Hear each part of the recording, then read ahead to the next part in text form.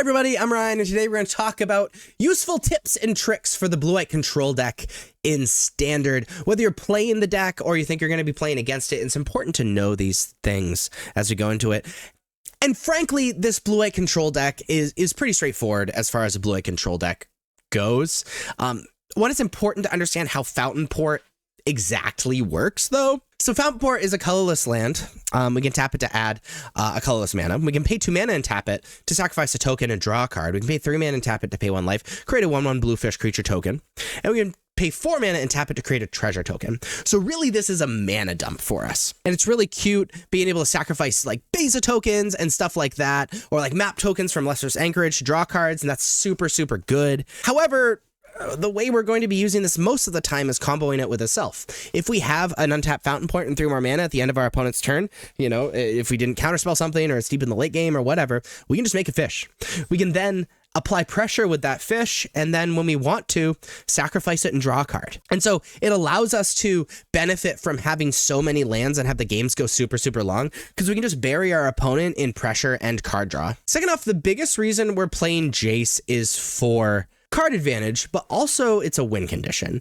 We don't need to be using the Overlord and Beza and Hornlock Whale and stuff like that. Jace is a 4-mana planeswalker that is completed. One of the blue is Phyrexian mana, so we can pay 2 life rather than blue if we want to. If we do that, it enters with 2 less loyalty. Its +1 is until your next turn, up to 1 target creature gets -3, -0. That most of the time doesn't really do anything. Its -2 is target player mills 3 cards. Then if a graveyard has 20 or more cards in it, draw 3 cards. Otherwise, you draw a card. It's -X as target player mills 3 times X cards. So the first Jace that we play on a clear board, normally we're just gonna be like, hey, my opponent mill 3 cards, I'm gonna draw a card, and it's that card advantage. You kind of have to answer it, because once every few turns, I'm going to draw cards off of it. If I activate it too many times and the game goes too long, I get draw 3 cards out of it, and then the game's just over. But after a few Jace activations, the game goes a little long, maybe our opponent draws some cards, whatever. We eventually get to a point where you can just pay 4 mana for Jace, say -5, mill 15, and then just like you're so far ahead, and that's like the clock we put on our opponent, rather than having to put a clock on the board, like with creatures.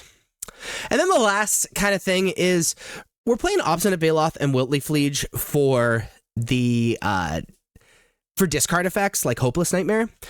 Wiltly Fleege has other modes. One, we can actually cast it as opposed to Obstinate Baloth, but also it pumps up Beza, it pumps up Overlord and the insects it creates. And so it can very much be lethal, you know, when we play it, pump everything up, make blockers much, much, much, much bigger. And if we have multiple Wiltly Fleeges on the battlefield, they pump each other up twice, so they're both 6/6s, so it's just disgusting. But those are some of the tips and tricks for blue-white control. If you can think of more, let me know in the comments, and if you like this video, please be sure to like and subscribe. Check me out on social medias, links are above me and in the description. Thank you so much for watching.